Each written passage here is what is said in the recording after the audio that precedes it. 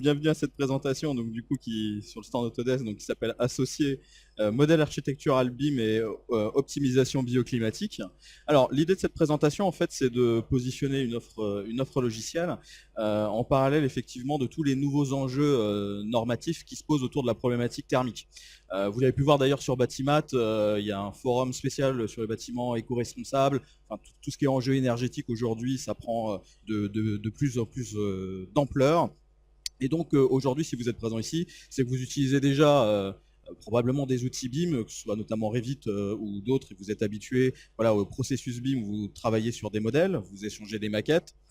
Et une des notions, on va dire, qui devient prédominante lorsqu'on travaille sur de la maquette numérique, c'est pour moi la notion de cas d'usage. À quoi doit servir la maquette numérique? Qu'est-ce qu'on doit mettre dedans? Quel est le niveau d'information on doit y injecter? Parce que ça conditionne directement, on va dire, le temps passé à créer ce modèle.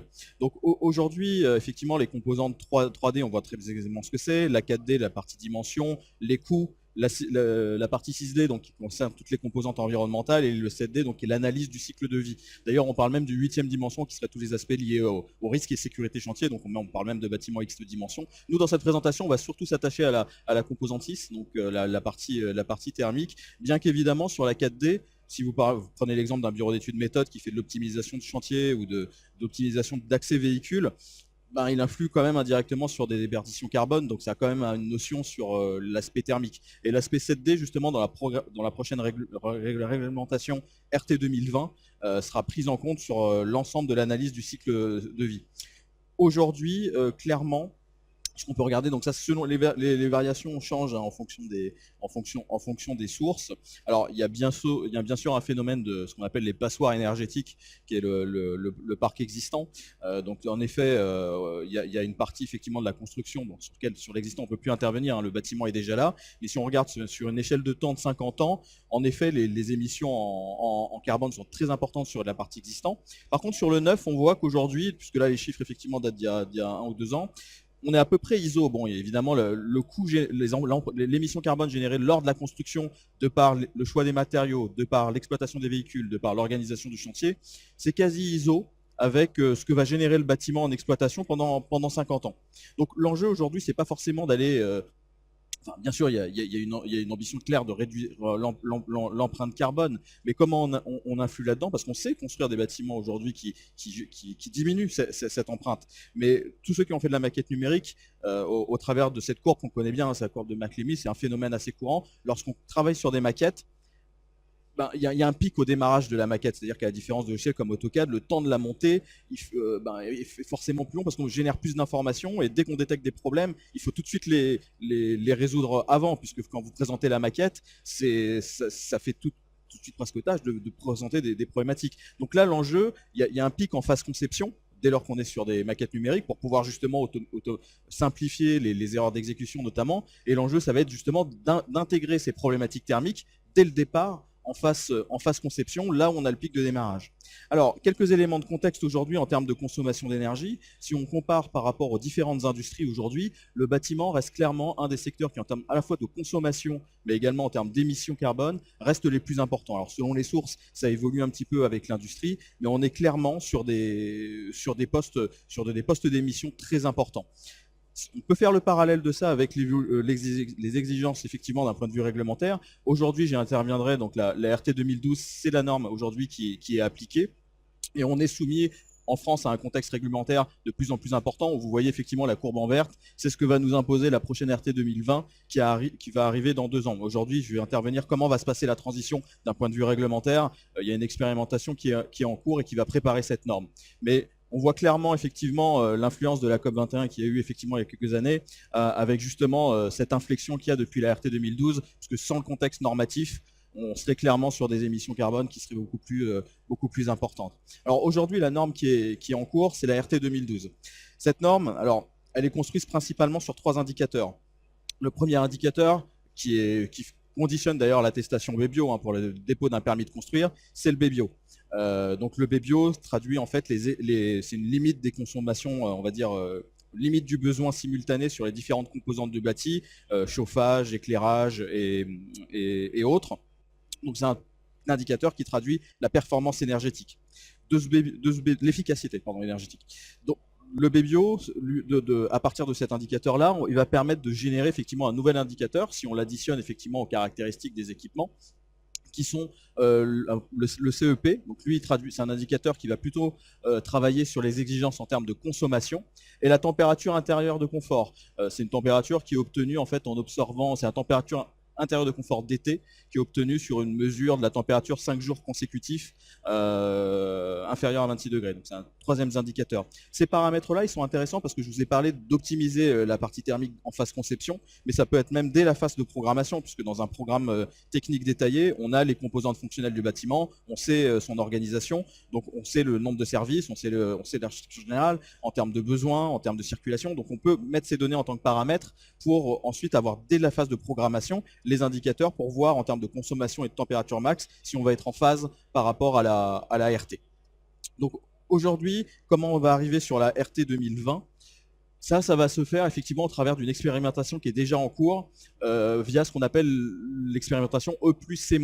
C'est un label effectivement, un label énergie carbone.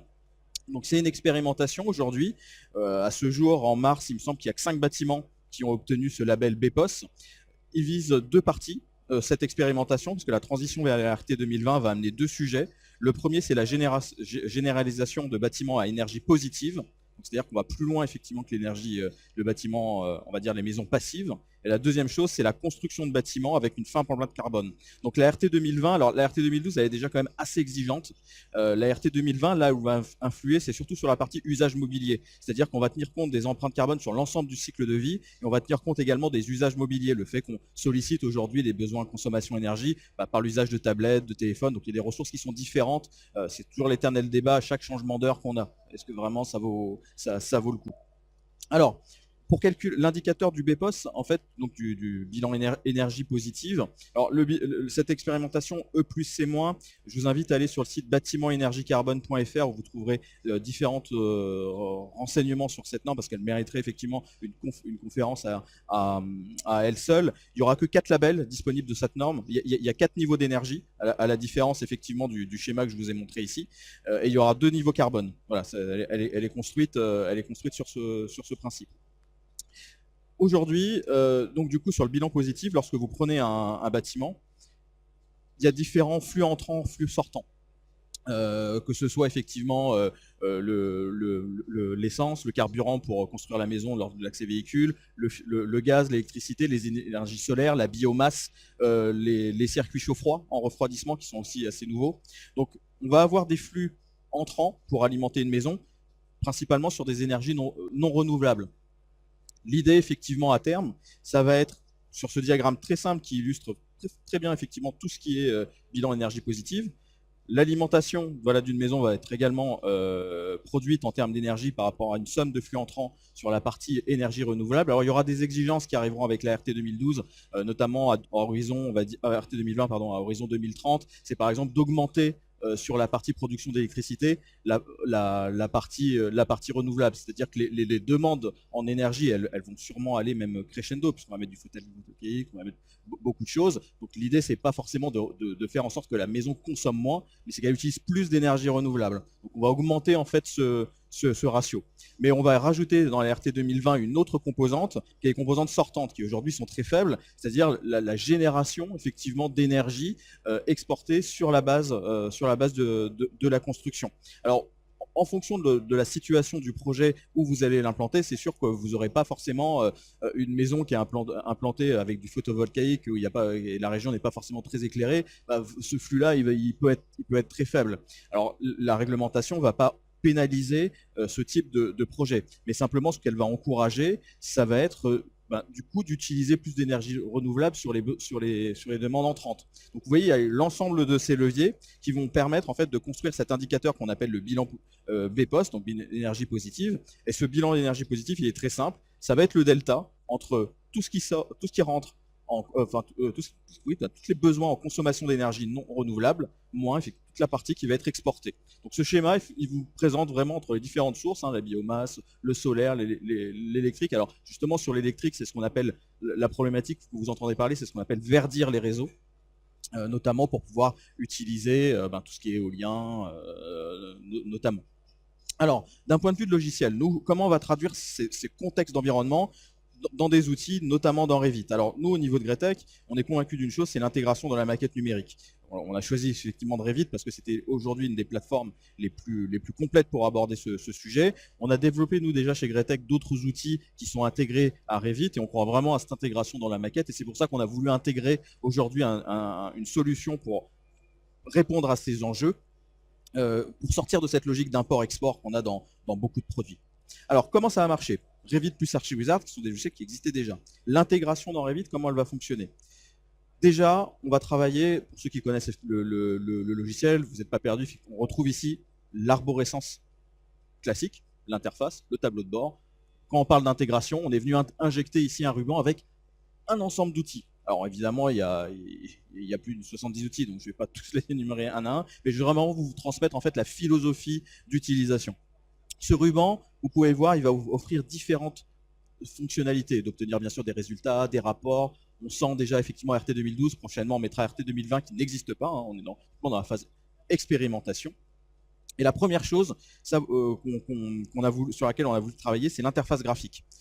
Le problème dans les logiciels, effectivement, quand on multiplie les interfaces, on met une vue en plan et autres, la surface de travail se réduit. L'interface graphique, ce qu'on a voulu, c'est créer, vous voyez directement dans Revit, un bouton vue 3D qui va lancer une interface plein écran. Il n'y a plus de fenêtre de propriété, il n'y a plus d'arborescence, on exploite au maximum la fenêtre, puisque c'est ce problème effectivement de subdivision qu'on a dès lors qu'on travaille dans Revit. Donc sur cette interface, il y a une partie inférieure qui va correspondre en fait à un ruban avec des indicateurs. On peut le voir ici, hein, on a différents indicateurs. Voilà, on a un petit zoom sur notamment des ratios. Le ratio surface vitrée, on doit être à 16,6 normalement. Donc là, on a, enfin 6,6. Donc là, on est à 17,4. Donc là, on est à peu près bon. Donc vous voyez qu'en fait, cette interface, elle va nous permettre directement depuis la maquette Revit, sans faire d'import-export, de pouvoir naviguer dans le modèle, le consulter et directement lancer en fait des outils d'exploitation des informations de manière visuelle. Alors bien évidemment, là on est sur un seul grand écran, vous pouvez mettre la fenêtre sur un deuxième écran bien entendu. Vous voyez, on a toujours le modèle qui est actif, ça ne bloque pas, et je peux tout de suite de manière instantanée lancer une imagerie solaire par exemple. Donc là on peut le voir ici, l'opérateur va pouvoir travailler sur le modèle et directement sous la forme en fait d'un gradient de couleur, observer les zones d'impact en fonction de l'orientation. L'implantation du bâtiment, c'est la première chose qui va forcément influer sur l'empreinte énergétique en fonction de son orientation, même de sa situation géométrique et même de l'altimétrie. Toutes ces composantes d'environnement, si elles ont été renseignées dans la maquette, c'est pas une obligation, mais nous on le recommande, vont pouvoir être retranscrites dans Archiwizard pour réaliser directement ce type de rendu. On va continuer ici dans l'exploration de certaines fonctionnalités. Donc vous voyez que c'est une fenêtre temps réel. Dès qu'on tourne, on ne réactualise pas. Vous voyez, dès qu'il y a une navigation, automatiquement le logiciel régénère le rendu. Donc on est vraiment sur quelque chose d'instantané. Et c'est une fenêtre de travail qui est parfaitement synchronisée avec le modèle Revit. Vous voyez, lorsque je viens sélectionner des objets depuis cette fenêtre, ils sont automatiquement sélectionnés dans Revit. Donc ça nous permet de garantir une continuité de l'information en BIM. En BIM, on parle souvent du continuum numérique. C'est quelque chose également qu'on a intégré comme composante lorsqu'on a développé. Donc là, on a accès, par exemple, vous avez pu voir, aux compositions de parois directement depuis Archiwizard. Alors, on est dans Revit, hein. En fait, on n'est pas dans un autre logiciel, puisqu'en fait, ce sont les outils qu'on a intégrés. Là, on parle bien vraiment d'une intégration. Lorsqu'on sélectionne des pièces, alors la pièce, c'est peut-être l'entité le plus fondamental sur l'analyse du cycle de vie, parce que c'est la pièce qui caractérise l'espace à vivre, et c'est même la pièce qui caractérise les besoins en termes d'équipement, et c'est cette notion de pièce qui va servir de dénominateur commun par la suite. Dans toutes les différentes exploitations d'Archiwizard, vous voyez qu'on va retrouver, lorsqu'on sélectionne les pièces dans cette fenêtre, directement les propriétés d'une pièce classique dans Revit, et les modifications qui seront apportées dans cette fenêtre seront bien sûr reportées sur le modèle.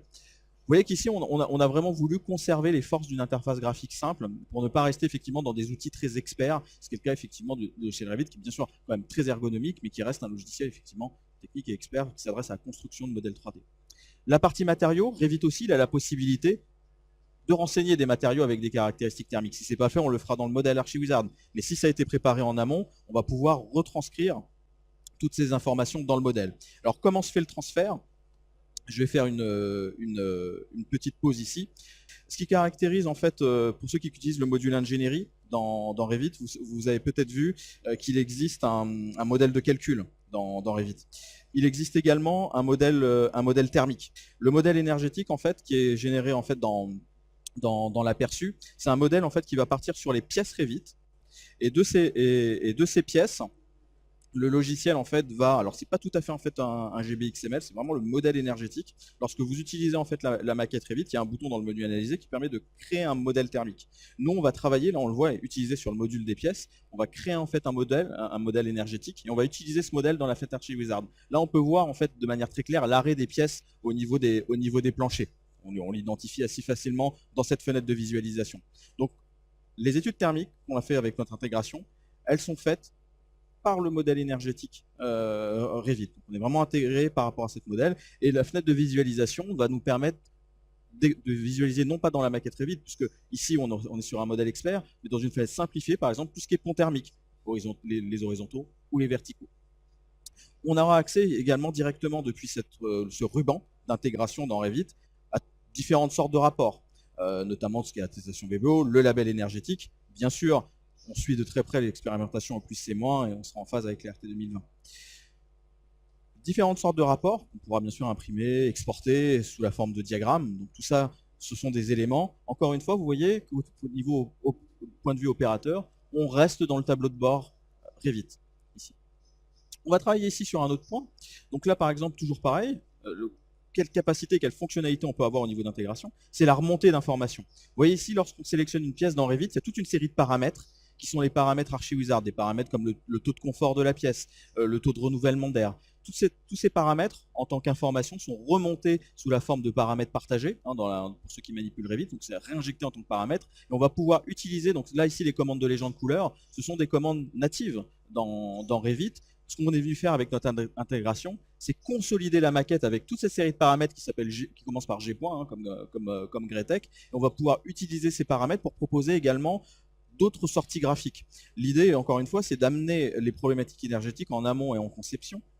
Et vous allez pouvoir, en plus du permis de construire, proposer des sorties graphiques sur vos vues en plan qui vont vous permettre en fait de rassurer le client, de rassurer le maître d'ouvrage, comme quoi on maîtrise tous les phénomènes énergétiques, du moins dans le cadre effectivement du dépôt de permis de construire, par rapport aux informations qui auront été consolidées dans la maquette.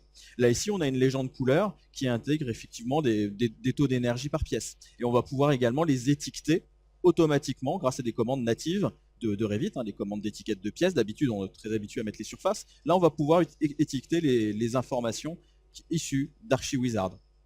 Autre rendu, en temps normal, pas réalisable directement dans l'application, c'est ce type de rendu. Pourquoi alors le faire dans Revit? On l'avait dans la fenêtre interactive, c'est qu'on va pouvoir du coup placer ce type de rendu directement en impression pour montrer effectivement un gradient solaire et l'imagerie solaire à un client. Donc là, vous avez effectivement un exemple de rendu. On a une coupe, une vue en plan, la vue 3D, et on pourra également présenter, en plus du label énergétique, voilà un aperçu directement des empreintes par façade sur ce qu'on appelle ici l'imagerie solaire dans Revit. On a souhaité également prendre en considération l'aspect cloud, l'aspect communication. Donc on peut déposer ces modèles consolidés sur une plateforme, notamment BIM 360 Team, qui est une plateforme qui va nous permettre aussi également, bien sûr, de visualiser la maquette. Ça, c'est ce que vous avez sur l'application A360. Je vous recommande de télécharger, disponible sur Android, disponible sur iOS. On utilise ici ce qu'on appelle le Large Model Viewer, qui permet de visualiser, de faire des coupes sur l'ensemble d'un modèle. L'intérêt de BIM 360, c'est qu'il permet également de comparer des modèles. On est parti d'une première esquisse qui n'était pas forcément optimisée d'un point de vue thermique. On a modifié les parois, par exemple, on a modifié la composition de parois. On veut comparer où se trouvent ces différences. Donc vous voyez ici, il y a une notion d'indice, V2. On peut charger des nouvelles versions lorsqu'on a une première conception, une première S6 qui a été faite. Et on va pouvoir directement dans le cloud, en chargeant deux modèles, deux variantes, quelque part d'un projet. On va pouvoir comparer ces modèles. Donc là, vous voyez qu'on vient comparer la maquette 2 à la maquette 1. Donc on peut choisir les indices et les propositions qu'on compare. Et BIM 360 Team, ce qui va permettre de faire, c'est visualiser toutes ces modifications directement en fait en 3 dimensions dans l'espace cloud. Donc là, on peut voir que ces parois, elles ont été modifiées, et on peut voir ici les informations sur les caractéristiques thermiques. Donc on a vraiment une continuité de la première maquette Revit, l'intégration dans Archiwizard, et jusqu'à la retransposition de ces informations pour comparer des modèles sur A360. Voilà qui termine ma présentation. Alors moi je me tiens à disposition sur, voilà, sur le stand Gratech si vous souhaitez plus d'informations sur tout ce qui concerne voilà, les développements logiciels autour des réglementations et les aspects énergétiques. Je vous remercie de votre attention et puis je vous donne rendez-vous à la prochaine présentation qui aura lieu, je crois que c'est sur InfraWorks. Ça doit être Vincent.